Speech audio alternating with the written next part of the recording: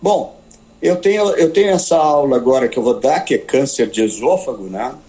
E tenho uma de câncer de estômago e esôfago benigno, que é doença de refluxo, acalase. Eu posso dar, inclusive, semana que vem para vocês, se vocês quiserem. Isso aí fica a critério de vocês. Eu não sei qual é a ordem que tá dando essas aulas, mas eu poderia dar semana que vem uma outra aula. Se vocês quiserem, é só me pedir, viu, Ana Paula? Tá bem, prof. A gente pode combinar pra semana que vem ou pra próxima, como ficar melhor pra ti. Eu só não posso semana que vem, quinta-feira, mas qualquer dia da semana vocês podem marcar comigo, semana que vem. Quinta-feira de manhã, né? Mas de tarde, se vocês preferem de tarde, eu estou bem tranquilo. Tá bom então. Tá, então depois a gente combina, podemos dar aula quinta-feira, quinta-feira de manhã que eu não posso, mas se não, fica para outra quinta, ou pode ser terça-feira de manhã. Tá, a gente pode combinar na semana que vem, então? Na semana que vem, E a gente conversa pra ver qual dia fica melhor. Isso.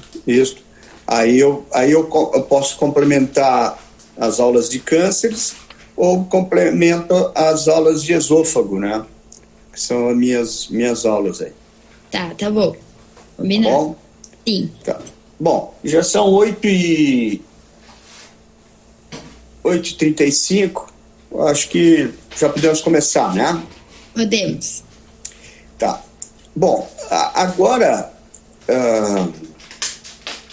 eu acho que as aulas de cânceres vão ficar mais fáceis para vocês pelo fato de nós ter dado aquela aula de princípios da cirurgia oncológica, né? Tenho a impressão que vocês vão conseguir entender melhor os cânceres do aparelho digestivo. Os cânceres do aparelho digestivo são muito importantes, né? Porque eles fazem mais ou menos 25% de todos os cânceres do corpo humano.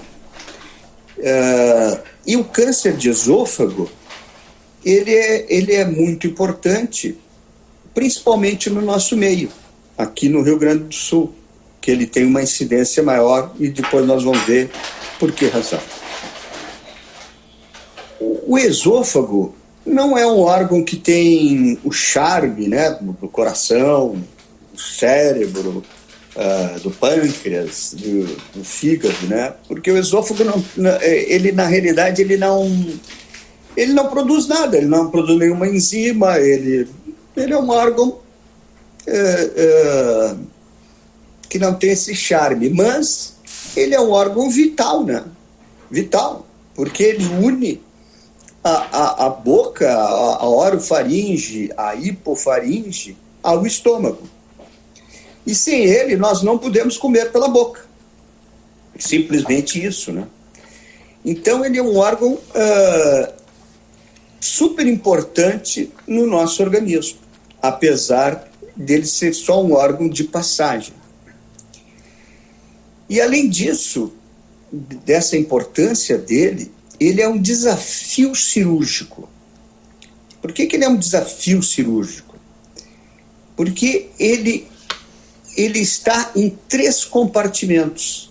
Ele está na região cervical, ele começa aqui na região cervical, atravessa o tórax e vai até o abdômen. Então ele tem 3 compartimentos: cervical, torácico e abdominal. E além disso, ele está numa posição lá atrás. Ele está látero posterior à traqueia e anterior à aorta. Vê que a posição dele para um acesso cirúrgico é muito difícil. Então, além dele ser um órgão extenso, ele é um órgão de difícil chegada nele. E ele se tornou por muito tempo um dos maiores desafios do cirurgião. A esofagectomia, que é a retirada do esôfago, é uma das maiores cirurgias do corpo humano. E os cirurgiões foram sempre os que mais se dedicaram, e a prova está que vocês estão tendo aula de câncer de esôfago por um cirurgião e não por um gastroenterologista clínico. Os cirurgiões é que estudaram mais essa questão do esôfago pela sua dificuldade operatória. E ele é sede de tumores. Vocês se lembram da aula que eu dei que os tumores são de origem epitelial, mesenquimal, linfomas e melanomas. 95% dos tumores do esôfago são de origem epitelial. E qual é o epitélio do esôfago? Vocês se lembram qual é o epitélio do esôfago? Vamos ver, responda-me. Até para ouvi-los, responda. Qual é o epitélio do esôfago?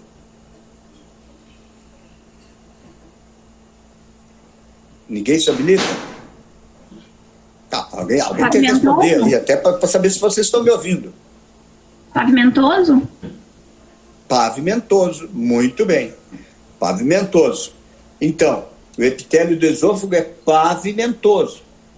Se ele é pavimentoso, qual é o câncer que ele é sede de que câncer? Vamos ver? Ele é adenocarcinoma ou epidermoide? Epidermoide. Epidermoide. Então, se ele tem um epitélio pavimentoso, o epitélio pavimentoso nós temos no lábio, na boca, na laringe, na orofaringe, na hipofaringe, na traqueia, nos brônquios, no esôfago e canal anal. Nós temos epitélio pavimentoso. E aí a sede são os tumores epidermoides. Então ele é de origem mesenquimal, epidermoide. Só que o esôfago, ele tem o epitélio pavimentoso, mas ele tem um outro detalhe, que ele pode ser sede também de adenocarcinomas. Interessante, né? Como que ele pode ser sede? Se ele tem epitélio escamoso, vai ser sede de adenocarcinoma. Isso eu estou dizendo uma aberração? Não. É que, devido ao refluxo gastroesofágico, quer dizer, o estômago reflui para o esôfago, isso em condições até fisiológicas, e quando tem uma doença, que é a doença do refluxo, esse epitélio esofágico, ele começa de pavimentoso se tornar uma metaplasia intestinal. Ele começa a se transformar, a haver uma metaplasia. E da metaplasia surge a displasia, e da displasia surge o câncer. Então, nos terços inferiores do esôfago, e eventualmente até nos terços médios do esôfago, nós podemos encontrar o adenocarcinoma também. Então, o esôfago, ele tem tanto carcinomas epidermoides como adenocarcinoma, por causa dessa transformação da sua mucosa de pavimentosa para glandular, da metaplasia intestinal. Quer dizer, forma no esôfago uma estrutura como se fosse intestinal, com células de Lieberkühn, como as células do intestino. Então, ocorre uma metaplasia intestinal. E por isso ele pode ser sede tanto de epidermoide como de adenocarcinoma. Entenderam isso? Vocês entenderam essa possibilidade? Sim. Por exemplo, no intestino, no estômago, no intestino, nunca vai ser epidermoide, porque não existe essa transformação. Mas no esôfago existe. Por isso, há dois tipos, claro, isso 95% desses tumores são de origem epitelial. Pode ocorrer sarcomas no esôfago? Pode ocorrer sarcomas no esôfago. Linfomas no esôfago? Pode. Melanomas no esôfago? Também pode. Isso ficam só 5%. 95% são de origens epiteliais. Pode, inclusive, o esôfago ser sede de tumores benignos, né? Geralmente originados da musculatura, como um leimioma, né? Leimiosarcoma é maligno, leimioma é benigno, então pode, de origem muscular também, e isso também é uma raridade, não é o comum. O comum, então, são os tumores de origem epiteliais, epidermoide e adenocarcinoma. Então, para vocês verem o seguinte, que aqui nós temos dois tipos de doentes. Um que tem tumores epidermoide, é um tipo de doente, e o outro que tem tumor, um adenocarcinoma, é um outro tipo de doente. E aí nós temos que analisar quais são os fatores de risco para os que têm epidermoide e os fatores de risco para os que têm adenocarcinoma. Vamos ver os fatores de risco para o epidermoide. Quem é que poderia me dizer um fator de risco aí para o epidermoide? Pode falar, pode dizer qualquer bobagem aí. Tabagismo, eu estou lendo aqui a Sabrina. Eu gostaria que vocês falassem, tá? Até para saber se vocês estão me ouvindo. Álcool, a Jéssica, álcool. Certo. O tabagismo é o principal fator de risco. Chimarrão quente Vilarinho aqui botou. O tabagismo é o principal, tá? O principal fator de risco para o epidermoide. O tabagismo, pode-se botar assim, ó, quem fuma tem 15 a 20 vezes mais chance de ter tumor de esôfago do que quem não fuma. O tabagismo, ele é fator de risco para todos os tumores de cabeça e pescoço, para os tumores de traqueia e brônquios, né? Esses tumores altos, também bexiga, também outros, né? Mas principalmente esses. O outro fator é o álcool. E o álcool, ele é 7 a 9 vezes maior. O tabagismo é 15 a 20 vezes e o álcool é 7 a 9 vezes maior o quem bebe. Mas não é qualquer tipo de álcool. Pode ter,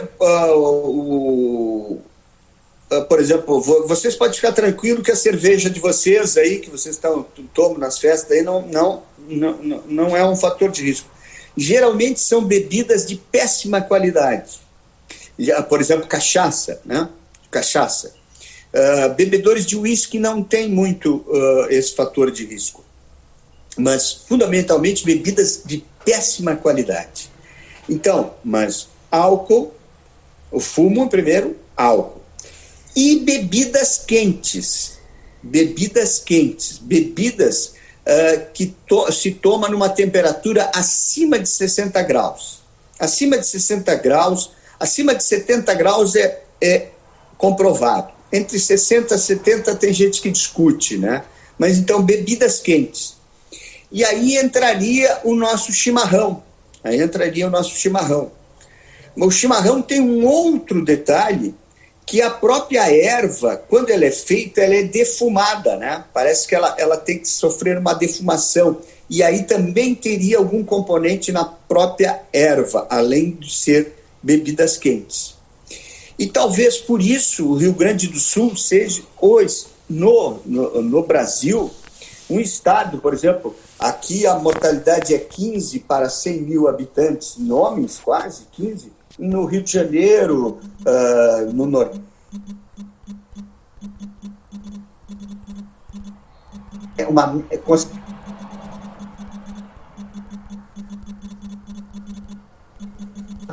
Com o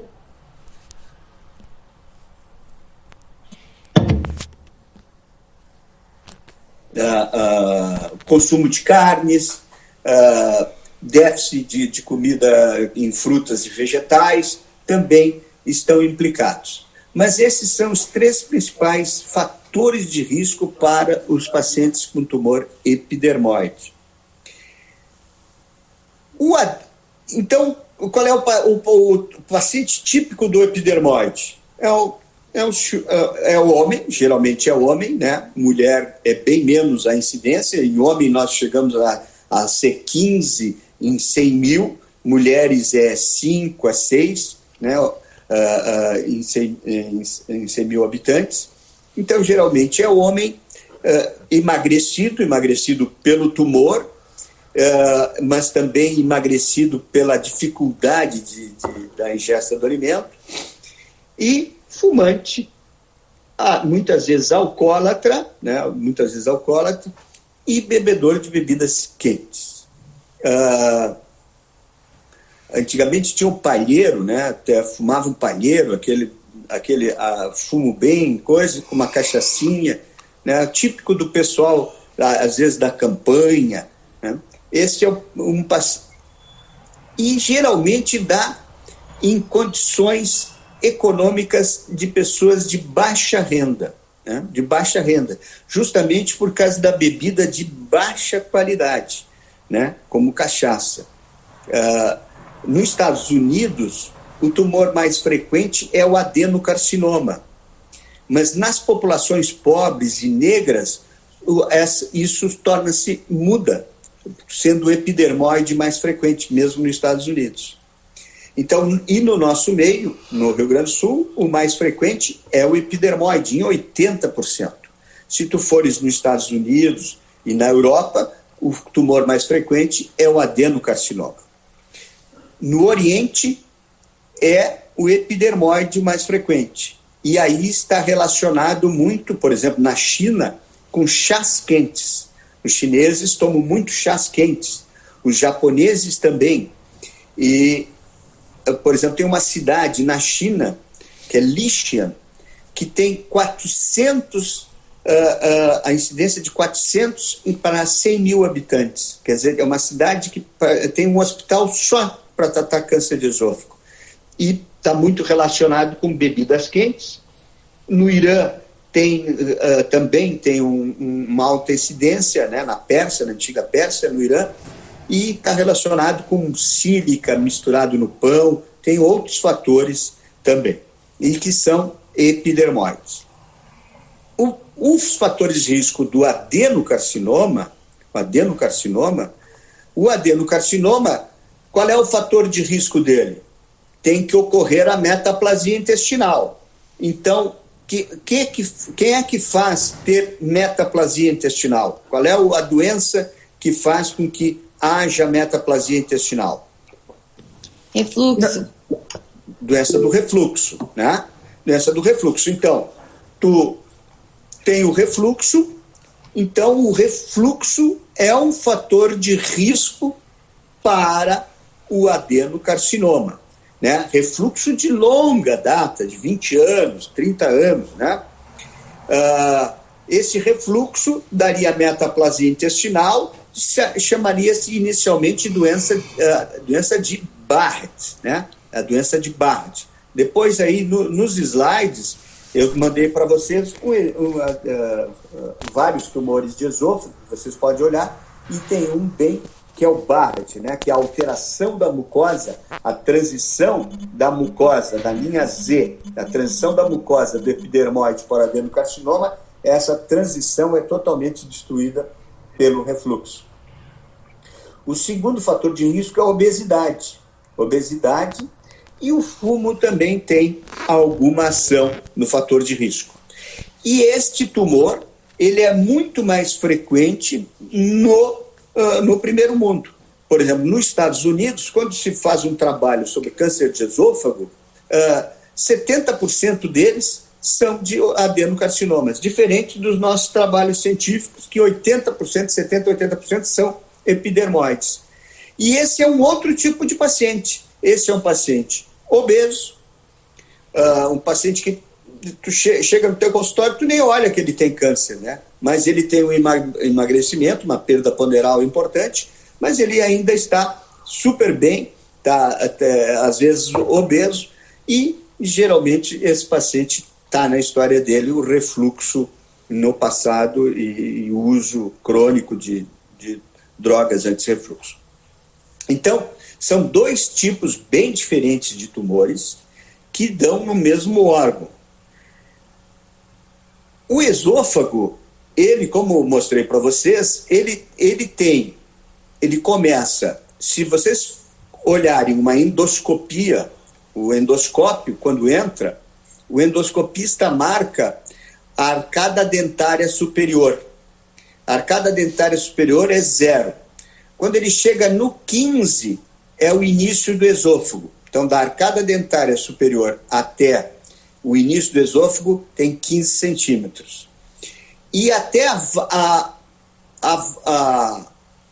o ângulo de íris, até a transição esôfago-gástrica, nós vamos encontrar 40 centímetros. Então, o esôfago, pela endoscopia, ele vai de 15 centímetros aqui na região cervical até lá na região abdominal a 40 centímetros da arcada dentária superior. Isso é marcação da endoscopia. E aí nós podemos dividi-los em compartimentos, o esôfago, né? Podemos dividir em 3. Esôfago cervical, torácico ou mediastinal, ele está no mediastino posterior, ou abdominal.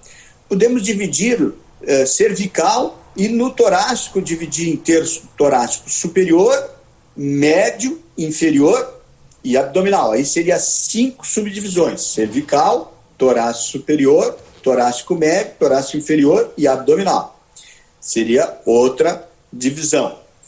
Nós poderíamos dividir em terço superior, que pegaria o cervical com o torácico superior, terço médio e terço inferior, que pegaria o torácico inferior e abdominal. Dividiria ele em 3 partes. E, às vezes, tem cirurgiões que dividem em 2 partes. Ele é supracarinal ou infracarinal. Bem aonde a traqueia se divide, ali é a carena, né? Ali é mais ou menos 25 centímetros da arcada dentária superior.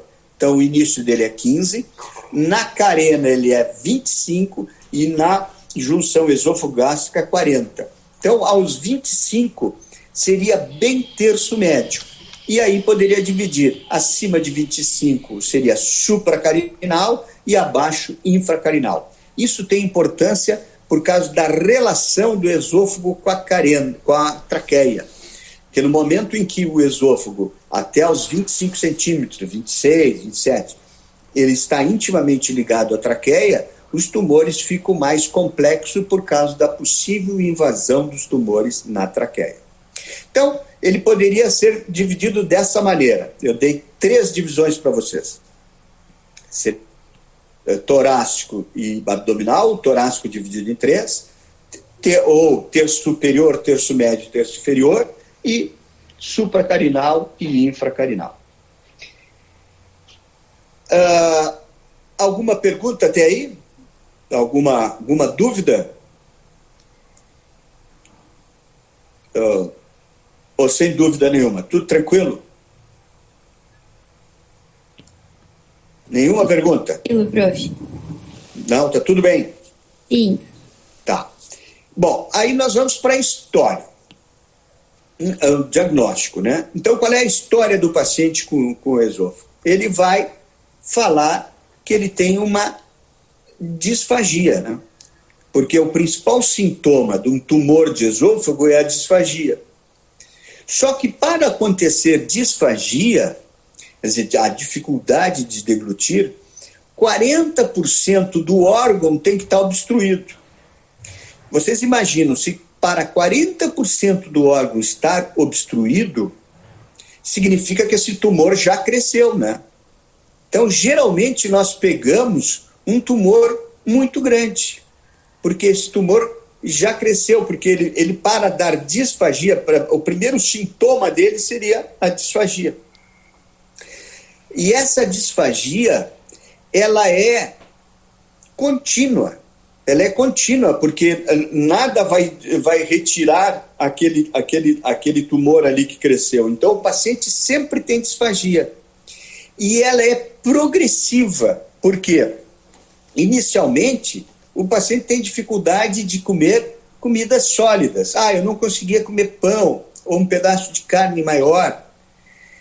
A disfagia, o tumor vai crescendo e a disfagia vai se tornando até, inclusive, para líquidos, né? Então, ela é progressiva, ela começa com uma disfagia para sólidos e depois passa para líquidos. Isso chama-se disfagia progressiva e contínua, ou chamada rítmica, ou seja, o paciente sempre tem disfagia. Ele não vai dizer assim, eu melhorei um tempo, fiquei uns 2 meses sem ter problema de comer. Não, ele geralmente vai crescendo. É claro que às vezes um tumor pode necrosar e ele tem uma melhora parcial muito pequena, mas normalmente são pacientes que têm disfagia progressiva e contínua. Isso é característica do paciente que vai chegar no consultório de vocês, ou na UPA, ou lá no posto de saúde, ou onde vocês atenderem. Então ele vai dizer que há 2, 3 meses começou com a disfagia. Não vai dizer assim, há 2 anos eu tenho disfagia, né? Isso já é uma característica de outras doenças que nós vamos ver depois nas afecções benignas. Então, geralmente ele tem há 2, 3 meses, 4 meses uma disfagia, e que ela no início não deu bola, era só para pão, só para carne, e que foi crescendo, e agora eu não consigo nem tomar água, não passa nem a água. Além da disfagia, pode ocorrer odinofagia. O que é odinofagia? É a dor à deglutição, porque às vezes esse tumor pode estar ulcerado, deu uma úlcera ali, e aí ele dói para engolir. E geralmente o paciente sabe aonde está a disfagia. Se o tumor é alto, ele diz, olha, está aqui, tranca aqui no pescoço, ou tranca aqui embaixo. Então, mais ou menos, o paciente sabe aonde está trancando a comida, então tu mais ou menos sabe que vai ter o local aonde está... Saiu o som?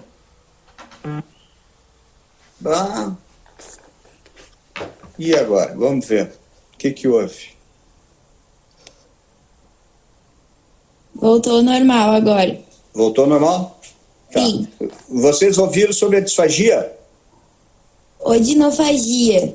Odinofagia é a dificuldade, odinofagia é a dor à deglutição.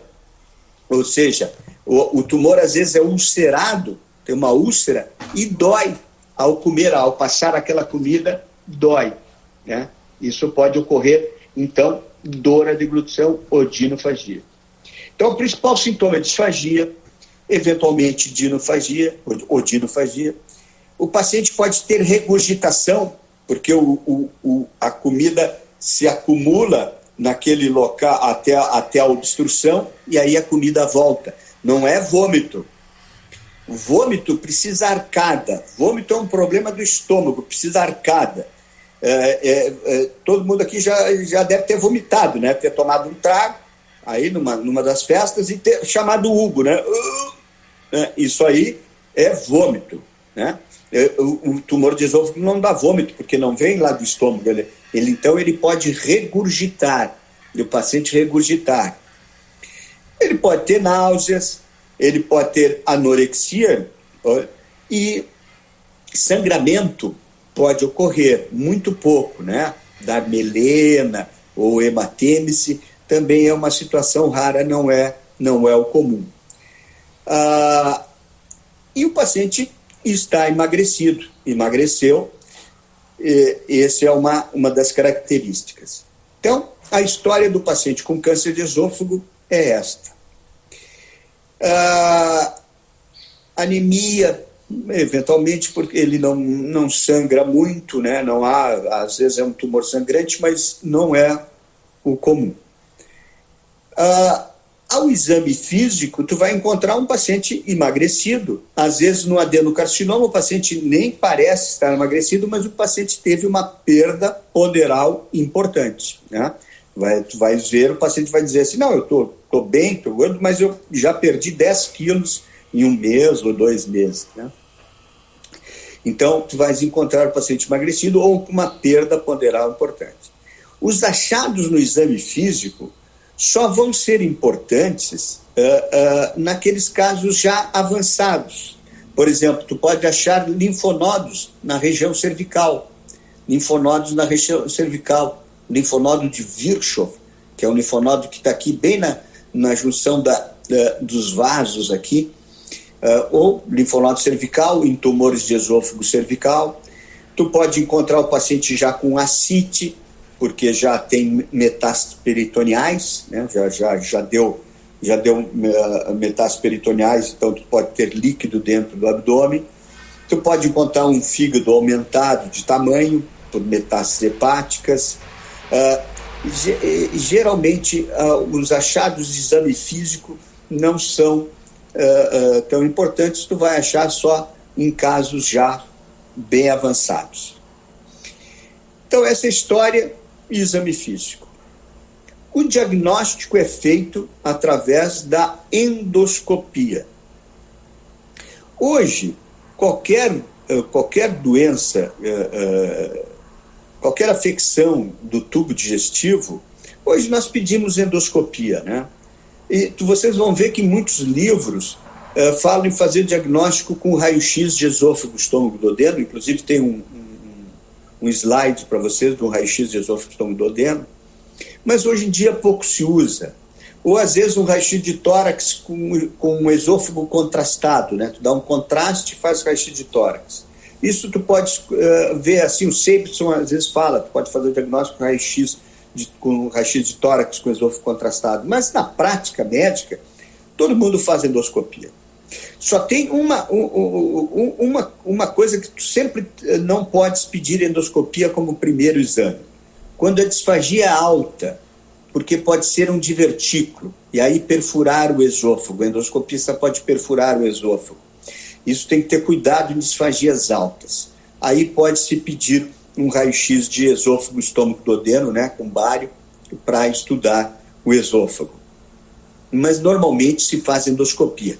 A endoscopia chega ali e faz a biópsia e colhe o anato patológico. Às vezes o tumor está tão fechado que o endoscópio não passa o endoscópio. Então o endoscopista tem que usar uma vassourinha, né, e dilatar e puxar células, fazendo o citológico. Então, o endoscopista, tanto com anato patológico como com citológico, ele chega e faz o diagnóstico em quase 98% dos tumores de esôfago, a gente consegue fazer com endoscopia. Normalmente é o anato patológico, faz a biópsia mesmo do tumor. Mas pode, às vezes, ser obrigado a colocar uma escovinha para puxar células para tirar. Esse é o diagnóstico. Existe algum exame que nós podemos fazer uma prevenção secundária?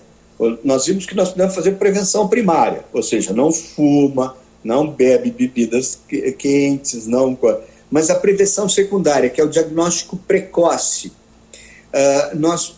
Existe algum exame que nós podemos fazer o diagnóstico precoce? Infelizmente, para tumor de esôfago, não existe. Não existe. Nessa cidade da China que eu falei para vocês, Lixin, que é onde há uma alta incidência de esôfago, eles fazem um balão chinês. O que é o balão chinês?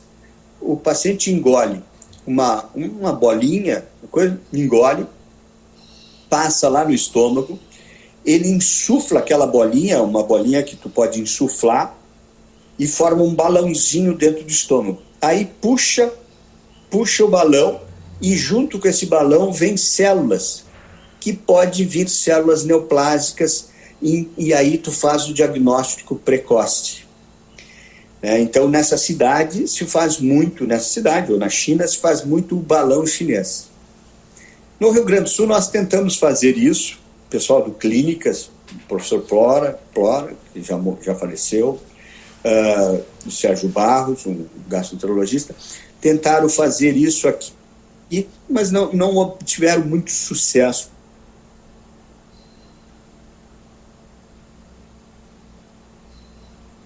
nesse balão chinês. Então não existe para fazer o diagnóstico precoce, ou a colonoscopia num câncer de cólon para fazer o diagnóstico precoce. Não adianta, né? Como é que nós vamos achar tumor precoce aqui?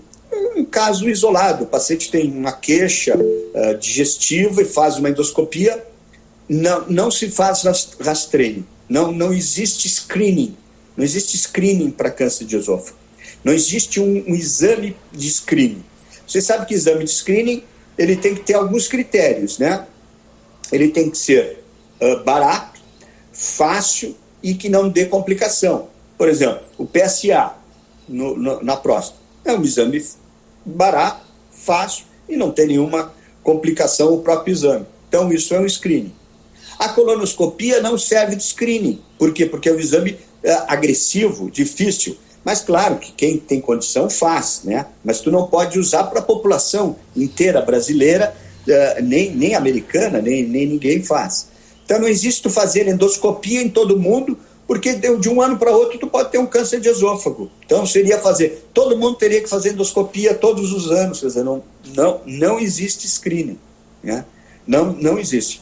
No Japão, os pacientes com fatores de alto risco fazem um exame baritado de duplo contraste, que injeta ar e põe um pouco de bário. E isto é um certo screening no Japão fazem, mas com um exame radiológico. E na China é com esse balão chinês. No mundo ocidental, certamente não existe nenhum exame de screening para câncer de esôfago. Então, dificilmente nós conseguimos um tumor precoce de esôfago. Os tumores precoces de esôfago são aqueles pacientes que são diagnosticados com Barrett, ou seja, pacientes com metaplasia intestinal, né? Quer dizer, o paciente tem uma queixa de doença do refluxo, faz endoscopia, aí é Barrett. Aí esse paciente ele é acompanhado. Todo ano ele tem que fazer endoscopia por causa do Barrett dele. Aí nós podemos pegar algum tumor precoce quando o paciente tem Barrett. Então, a única possibilidade do nosso meio de pegar um tumor precoce ou é um achado ocasional ou é um acompanhamento em pacientes com Barrett. Então, normalmente nós pegamos pacientes que já chegam com disfagia para nós. Está entendido isso? Alguma questão sobre isso? Não, sobre o screening, sobre o rateio, sobre diagnóstico precoce? Não tem nenhuma pergunta? Estão me ouvindo bem? Não sei se estão me ouvindo bem. Estamos.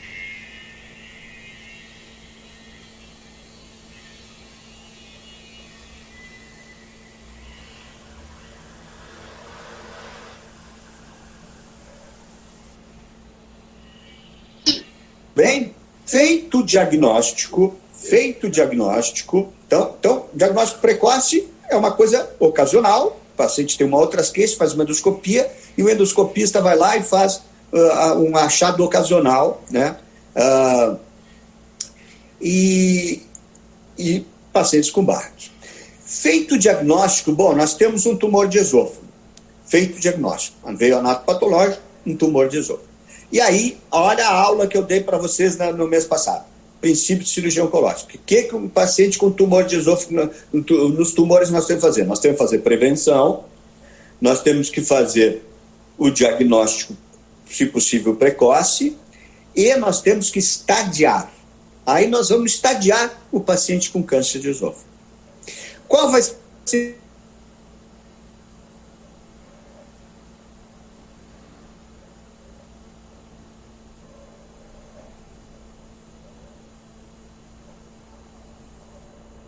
o estadiamento do paciente com câncer de esôfago? Esse tem metástases no fígado, mas hoje em dia, também na prática, se faz uma tomografia. Então, respondendo a tua pergunta, se faz tomografia, mas para estadiamento, não para diagnóstico, para estadiamento. Então, tu faz tomografia de tórax e abdômen, né? Aí tu vai estadiar o paciente. Aí tu vai fazer o TNM, né? O T, a tomografia, ela vê bem o T, aqueles T já avançados, né? Ela pode dizer assim, o tumor já é um tumor grande, ela nos dá bem a localização, diz assim, ela está mais ou menos na zona da carena, ou está no terço inferior, está na junção esôfago-gástrica, está na região cervical, ela vê bem o tamanho do tumor, né? O tamanho do tumor, se ele já for um tumor grande, ela vê o tamanho do tumor, ela vê se esse tumor já tem invasão nas estruturas vizinhas, se está invadindo a traqueia, se está invadindo o diafragma, se está invadindo o coração, o átrio pode estar invadido. Então a tomografia é um bom exame, assim, ela dá uma imagem geral do tumor de esôfago. Então hoje ela é a mais usada. Então tu já faz uma tomografia de tórax e abdômen. Pode fazer também cervical, né? Porque a tomografia também pode ver linfonodos. Ela não é muito boa para ver linfonodos, mas vê se os linfonodos estão aumentados, né? Por exemplo, linfonodos de mais de 1 centímetro já são, tu desconfia que esse linfonodo pode ser um linfonodo neoplásico, né? Então, tu podes fazer a tomografia tanto para ver o T, como para ver o N, e para também, aí tu já vê metástases hepáticas, metástase pulmonar e vê o M. A tomografia nos dá uma ideia, mais ou menos, hoje se acha assim que a tomografia acerta em 50% a 60% o estadiamento correto do tumor. 50%, né? Dá um estadiamento correto do tumor. Então, hoje o primeiro exame é a tomografia, realmente o primeiro exame é a tomografia. Agora, o exame que melhor dá, que melhor faz o estadiamento é a ecografia endoscópica. Ou seja, na ponta do ecógrafo tem uma ecografiazinha ali que vai vendo e fazendo a ecografia durante o trajeto do esôfago, né? E chega até o estômago, né? E essa ecografia endoscópica, ela é boa, mas o grande problema é que às vezes ela não passa o tumor, porque às vezes a endoscopia não passa o tumor e tendo o ecógrafo, a endoscopia se torna mais grossa, né? Então, mais um diâmetro maior, então ela não pode não passar o tumor. Aí a ecografia endoscópica não tem um grande valor, né? É bom quando ela passa o tumor. E a ecografia, passando o tumor, ela vê bem se o tumor só está invadido a mucosa, a submucosa, a muscular, se tem invasão já de tecidos vizinhos, a adventícia. O esôfago no terço torácico, ele tem adventícia, ele não tem serosa. Ele só tem serosa no abdômen, que é a parte externa do esôfago. E a ecografia endoscópica vê bem essas áreas. Mas então ela é muito importante, a ecografia endoscópica ela é fundamental nos chamados tumores precoces de esôfago, os tumores precoces. Vê bem, por que nos tumores precoces ela é boa? Ela é excelente, né? Ela é a que melhor dá o estadiamento, porque ela vê linfonodos também, né? Por que ela é boa no estadiamento? Porque ela nos dá exatamente qual é a penetração do tumor na parede do esôfago. Por exemplo, se só está invadido a mucosa, é um tumor superficial, né? Um tumor bem pequeno, né? Só invadido a mucosa. Esse tumor que só invade a mucosa, aí eu já estou entrando um pouco no tratamento, ele não precisa, tu precisa fazer mais nada. Com a endoscopia, tu faz a mucosectomia. Só tira o tumor e a mucosa. Com isso, tu resolve o problema do paciente sem fazer grande cirurgia, sem fazer radioterapia, quimioterapia, se ele invade só a mucosa. Agora, se ele invade já a submucosa, já é problemático, porque esses tumores de submucosa, às vezes, têm linfonodos positivos. 20% dos pacientes que têm lesão de submucosa já têm linfonodos positivos. Então, aí já não. Então, a ecografia endoscópica ela é muito boa para definir o T, e ela define bem se invade a mucosa, a submucosa, a muscular. Então, ela nos diz se é T1, T2, T3, T4, com grande nitidez. E também, no Zene, ela pode nos dizer se tem linfonodos positivos ou não, já é uma possibilidade. É o melhor exame. Outros exames têm surgido, né? Bom, outro exame que tem surgido, não, um exame que é muito usado, principalmente para tumores supracarinais, tumores, por exemplo, mais ou menos a 28 centímetros para cima, até 30 centímetros para cima, né, da arcada dentária superior, se faz fibroendoscopia. Se faz a fibroendoscopia para ver a traqueia, se não tem lesão já na traqueia. Então, a fibrobroncoscopia é um exame que também serve para estadiamento. Então, a tomografia de tórax, abdômen, cervical também, fibrobroncoscopia e a ultrassonografia endoscópica são os exames tomográficos são exames de estadiamento, os melhores exames de estadiamento. Entendeu? Boa, Vilarim. O PET-scan, que é um exame que está sendo muito utilizado, né, principalmente para pacientes que vão à quimioterapia e tal, o endoscopista, o oncologista clínico pede muito PET-scan, ele não serve, ele melhorou o estadiamento em 10 a 15% só. O PET-scan é bom para ver lesões à distância no esôfago, para ver cadeias linfonodais que, por exemplo, a ecoendoscopia não vê, cadeias secundárias, né, cadeias já mais distantes do tumor. Então, o PET-scan ele é mais um exame de acompanhamento do que, mas também serve para estadiamento. O PET-scan pode ser usado para estadiamento, mas não é um exame que vai definir muito o estadiamento esofágico. Bom, feito o estadiamento, então nós vimos fatores de risco, nós vimos a incidência desse tumor, né? Nós vimos diagnóstico, nós vimos estadiamento, agora só nos resta tratar, né? O tratamento dos tumores de esôfago, eu queria saber se tem alguma pergunta sobre essa. Vou ver os slides aqui, ó. Os meus slides, eles normalmente estão mostrando tumores de esôfago, terço médio, que invade a traqueia. O tumor do esôfago, por exemplo, o estadiamento de linfonodos, ultimamente não, de 2010 para cá, teve uma modificação, né? Linfonodos, tumor de esôfago com mais de 2 linfonodos já é N2. É uma diferença muito grande, né? Então, isso tem envolvimento muito no prognóstico. Um outro slide que eu mostrei para vocês aqui, que os tumores, os adenocarcinomas, são tumores de Cardia, a gente chama tumores de Cardia, que eles se dividem em tipo 1, tipo 2, tipo 3. Mas isso aí são coisas já muito avançadas que não há necessidade. Geralmente o tipo 1 é o tipo de Barrett, é um tumor de esôfago. Então, botei slides aqui de tumores de Barrett, grandes tumores de esôfago, estadiamento, tumores bem pequenos.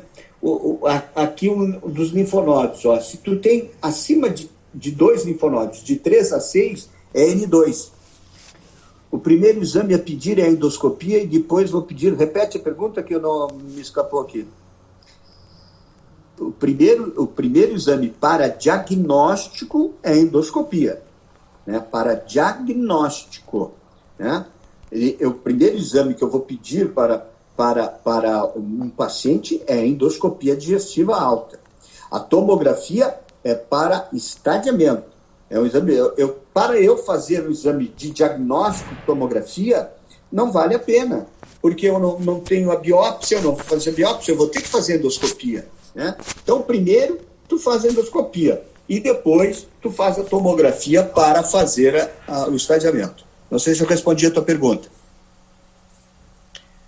Não sei quem entrou aqui que fez uma pergunta. Sim, tá ok, Anne. Tá. Os linfonodos, os linfonodos no esôfago, linfonodo do esôfago, eles podem, por exemplo, às vezes tu tem um tumor lá embaixo, na região, na junção esôfago-gástrica, tu tem linfonodos cervicais. Tem linfonodos cervicais, mediastinais. O esôfago é rico em linfonodos. Toda a cadeia dele, desde a região cervical até, são vários linfonodos. E por isso que a cirurgia dele é tão complicada pela dissecção linfonodal que tem que se fazer.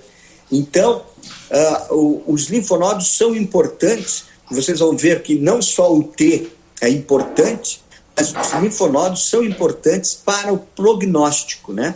O paciente com linfonodo positivo, mesmo N1, só tendo um linfonodo ou 2 linfonodos, já muda muito o prognóstico.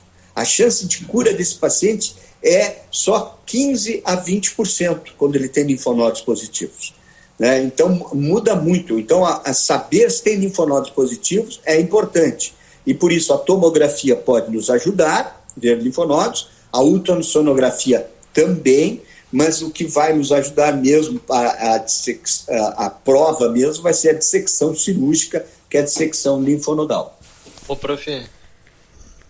Sim, pode falar. Poderia responder, porque eu não entendi por que a raio-x entra como estadiamento? O raio-x de esôfago, estômago, duodeno? Isso. O raio-x de esôfago, estômago, duodeno não é estadiamento, né? Ele pode, o raio-x é para diagnóstico, só que não faz o anato patológico, né? Não colhe exame, mas ele serve para diagnóstico. Hoje em dia, esse raio-x de esôfago, estômago, duodeno é pouco usado, né? É pouco usado. Ele não usa para estadiamento, está totalmente afastado, né? Antigamente se fazia assim, um tumor grande, muda o eixo e tal, mas o raio-x de esôfago, estômago, duodeno não é usado para estadiamento. Hoje a tomografia substituiu o raio-x de esôfago, estômago, duodeno. Porque você sabe que a tomografia de tórax. Hã? Acho que eu acabei me confundindo, porque ali no slide diz radiografia de tórax. O raio-x de tórax serve para estadiar se existe metástases pulmonares. Mas com a tomografia também está abandonado. Eu coloquei que o raio-x de tórax e a ecografia, raio-x de tórax e a ecografia, como são exames mais simples, mais populares, eles podem servir como estadiamento inicial, né? E tem alguns livros-textos que colocam que o primeiro exame, como tem livro-texto que coloca que o primeiro exame pode ser um raio-x de tórax ou uma ecografia, eu coloquei isso aí, uma ecografia para ver o fígado e tórax para ver o raio-x de tórax para ver o pulmão. Mas com a tomografia, com a popularidade da tomografia, isso começou a ser abolido. A tomografia é muito mais superior que o raio-x de tórax e que, já que tu vai fazer a tomografia, não tem por que fazer uma ecografia de abdômen, de fígado para ver metástase. Entende? Mas eles são, como são exames simples, né? Às vezes tu está num posto de saúde, ele pede um raio-x de tórax ou uma ecografia abdominal, porque são exames mais rápidos para serem feitos. Mas a tomografia substitui esses dois exames perfeitamente com melhor qualidade. Tá bem, prof. Obrigado. Tá? Não sei se eu respondi. Tá? Eu respondi? Sim, prof. Muito obrigado. Tá. Então, esses são os exames. Nós não temos muito outros exames a oferecer, né? Você sabe que a ecoendoscopia é um exame que há pouco tempo, ela é feita já desde 1985, a ecoendoscopia. Em Porto Alegre, os convênios começaram a pagar a ecoendoscopia há 5, 6 anos atrás. Então, ela custou entrar no nosso meio. O SUS não paga a ecoendoscopia. Mas nós então ficamos com o estadiamento com a tomografia e o PET scan.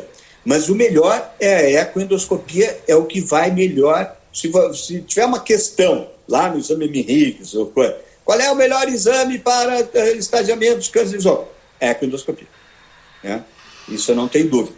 Agora, a dificuldade dela é que, às vezes, ela não passa a lesão. Então, não passando a lesão, ela não dá a melhor certeza. E a utilidade maior dela, só para vocês de novo, vou repetir, é para os tumores chamados tumores superficiais, né? Porque aí eu vou diferenciar se invade só mucosa, só submucosa, se já é um tumor avançado que invade a muscular, né? Que nós poderíamos chamar, o tumor é avançado quando invade a muscular do esôfago, né? E tumores que da submucosa seriam não avançados. Mas não quer dizer que seria precoce, porque às vezes tem tumores de submucosa que já têm linfonodos positivos. Agora, é certo, se só está lesada a mucosa, é certo que não tem linfonodos positivos. Mas quando atinge a submucosa, pode ter, e 20% pode ter linfonodos positivos. Então, por isso eu não posso chamar de precoce. Então, eu chamo de superficial, os que invadem até a mucosa e submucosa, e avançado, quando invade a muscular. Bom, vamos entrar no tratamento. O tratamento, vamos entender primeiro assim. Primeiro vamos pegar assim, o tumor super precoce, que é o só invade a mucosa. Esse eu já falei do tratamento. É a mucosectomia. Perfeito? Não tem dúvida. Por endoscopia, chega, tira a mucosa, tira o tumor, né? É claro que tem que fazer a ecoendoscopia para ver se só invade a mucosa. Esse tumor. Tem alguns endoscopistas que estão fazendo quando invade a submucosa. A submucosa pode ser dividida, aí eu vou complicar um pouquinho, em submucosa 1, submucosa 2, submucosa 3. Quando ela está submucosa 1, quando está muito perto da mucosa, é possível ainda ser retirado, né? Então, quando o tumor é precoce, quando só invade a mucosa, o início da submucosa é mucosectomia. Quando o tumor é muito avançado, então vou pegar os extremos, né? Quando o tumor é muito avançado, quando ele já tem metástases hepáticas, quando ele já tem metástases pulmonares, né? Quando ele já tem invasão da traqueia, que é um T4, quando invade a traqueia, já é um T4. Quando invade a aorta, é um T4, quando invade a aorta. Tem que diferenciar o T4 que invade a traqueia, que invade a aorta, dos T4 que invade, por exemplo, o diafragma, ou invade o pericárdio. Porque quando invade o pericárdio e o diafragma, eu posso retirar. Mas quando invade a aorta e a traqueia, eu não posso retirar. Então, é um outro T4. Então, esses tumores que já têm metástases à distância, quando é um T4, quando já tem nitidamente linfonodos enormes positivos, nós pouca coisa podemos oferecer. Então, nós vamos fazer químio e radioterapia paliativa, né? Só para ele voltar a comer. Muitas vezes, mesmo quando ele vai fazer radioquimioterapia, nesses pacientes, ele tem que fazer uma jejunostomia ou uma gastrostomia para se alimentar. Porque mesmo durante a radioquimioterapia, ele vai precisar se alimentar. E às vezes nem faz quimio e rádio, a gente só faz a jejunostomia ou a gastrostomia. Hoje a gente prefere fazer jejunostomia. Então, alimentá-lo diretamente pelo jejum. Então, o caso precoce, eu só tiro a mucosa, não tem problema. E os casos avançados, eu vou fazer só uma ostomia, né? Uma jejunostomia ou uma radioquimio paliativa, que às vezes pode abrir o tumor e o paciente voltar a comer pela boca, que às vezes não ocorre, muitas vezes não ocorre. E o grande problema desses pacientes é que terminam morrendo não comendo pela boca. E vocês sabem que um dos prazeres da vida, né? Na vida a gente tem vários prazeres, né? Um está nos retirando agora, que é o nosso contato pessoal, né? Nós não conseguimos nos abraçar, beijar, nós não conseguimos Isso é um prazer, né? Eu tenho o prazer de dar aula com a presença de vocês, né? Mas um dos maiores prazeres é comer. E o paciente morre não comendo. Isso é um grande problema. Bom, tirando essas extremidades, nós vamos... Que alimentos o paciente consegue receber? São alimentos preparados. Boa pergunta.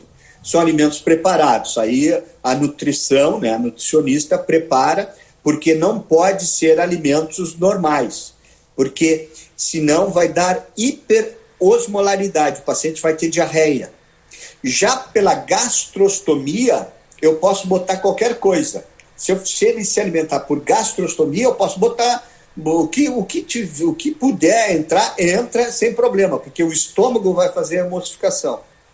Mas quando é pela jejum, tem que ser alimentação especial, porque senão eu vou dar alimentos hiperosmolares e o paciente tem diarreia. Certamente são preparados especiais para alimentar. É como um paciente que se alimenta pela jejunostomia, ou tu pode botar uma sonda nasoenteral, né? Uma sonda que vai pelo nariz, passa pelo esôfago, estômago e vai até o jejum, né? Se passar a sonda, né? Porque às vezes o tumor não deixa passar a sonda. Geralmente essa sonda a gente coloca por endoscopia. É colocado a sonda nasoenteral. Também pode ser feito a gastrostomia endoscópica, né? Que aí tu pode botar uma quantidade maior de alimentos.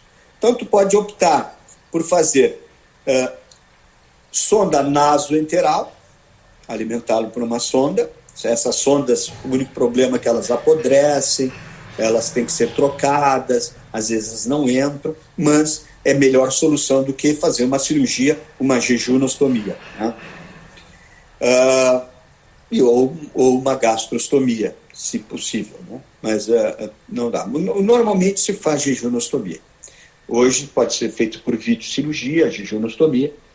Ou, se o paciente consegue ainda, mesmo sendo avançado, consegue se alimentar um pouco pela boca, ele faz quimio e rádio paliativo, que pode ser outra solução.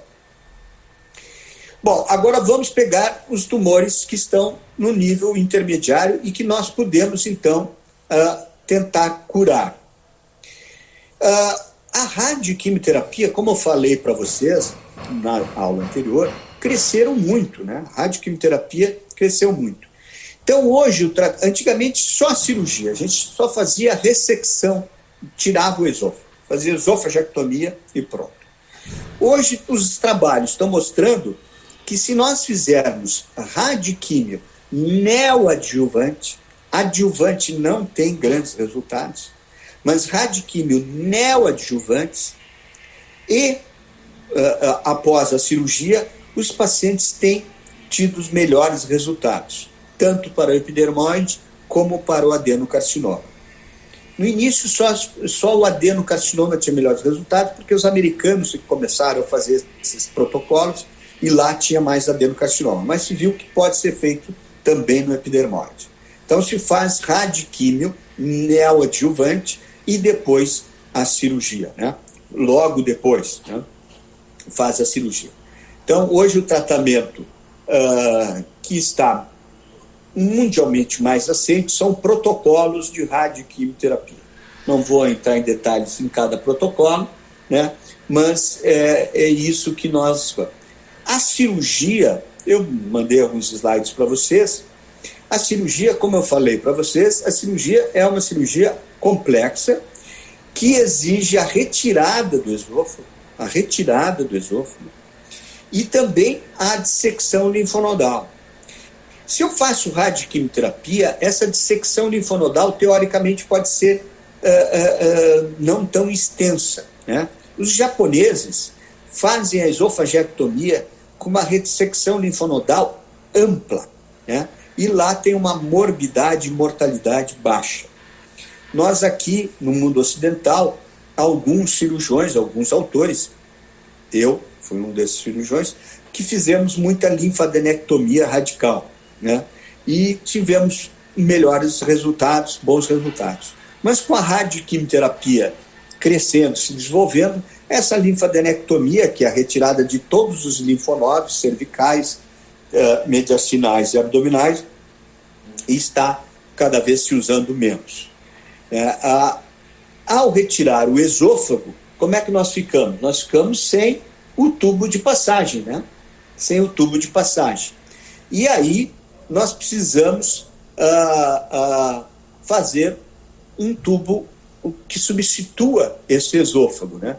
Geralmente, esse tubo é feito com estômago ou com intestino grosso, que vai até a região cervical. Pode ir até a região torácica? Pode, mas eu, por exemplo, eu tenho preferência que esse tubo de estômago, eu retiro o esôfago e subo esse estômago até a região cervical, fazendo uma anastomose com um cotinho de esôfago aqui, com o estômago e o estômago ficando no mediastino. Outra possibilidade é usar o intestino grosso, faz o esôfago, intestino grosso, e aí o intestino grosso se une ao estômago, que é esôfago-coloplastia. Essa é uma cirurgia de grande porte e é uma cirurgia que a gente faz naqueles pacientes que a gente tem uma tentativa de curar o paciente, né? Faz a radioquimioterapia e aí nós tentamos curar. O prognóstico mesmo nesses pacientes, como eu disse para vocês, que tem linfonodos positivos, nós não, mesmo fazendo quimioterapia, fazendo ainda dissecção linfonodal, mais esofagectomia, os resultados com linfonodos positivos é pobre, é 20% de sobrevida. Com os linfonodos negativos, a gente consegue uma sobrevida melhor de 50% a 60%. No geral, na quimioterapia e a cirurgia, se consegue que 1/3 tenha uma sobrevida em 5 anos. Eu aqui, não sei se nos slides vocês estão acompanhando, tem um estômago preparado e o intestino preparado para subir até a região cervical, né? Então, é colocado o tubo na região cervical. Bom, o que nós temos que medir nesse paciente? Pode-se fazer quimioterapia isolada sem cirurgia? Já existem serviços que estão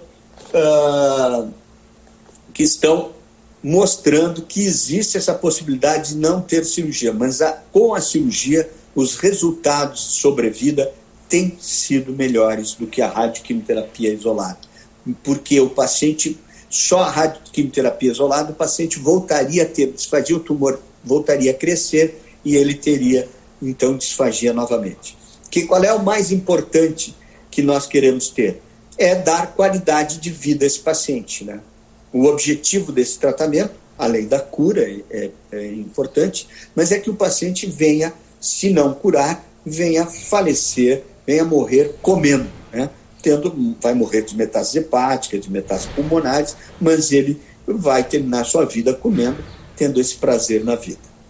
Então, se consegue hoje uma sobrevida, né, nos melhores centros, né, naqueles que fazem esofagectomia mais de 20 por ano, que tenha protocolos rígidos de radioquimioterapia, né, nós temos já uma sobrevida já acima de 1/3. E com o objetivo fundamental é dar uma qualidade de vida a esses pacientes. Então, eu estou à disposição para perguntas de vocês.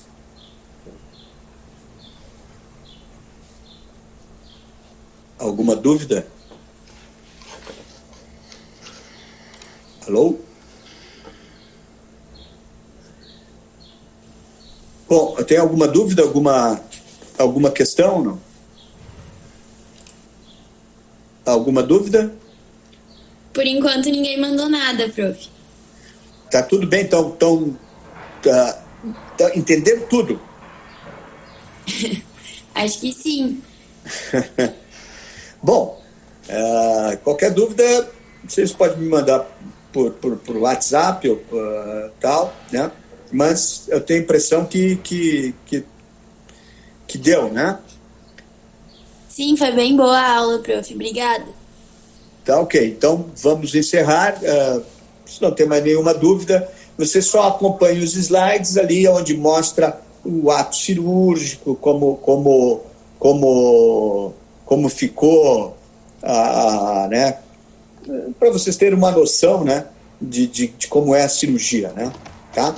Então, eu fico à disposição para semana que vem dar a aula ou de esôfago benigno ou o câncer gástrico, que é um outro câncer importante que ele está até melhor, tem uma incidência maior no nosso meio, principalmente mulheres agora.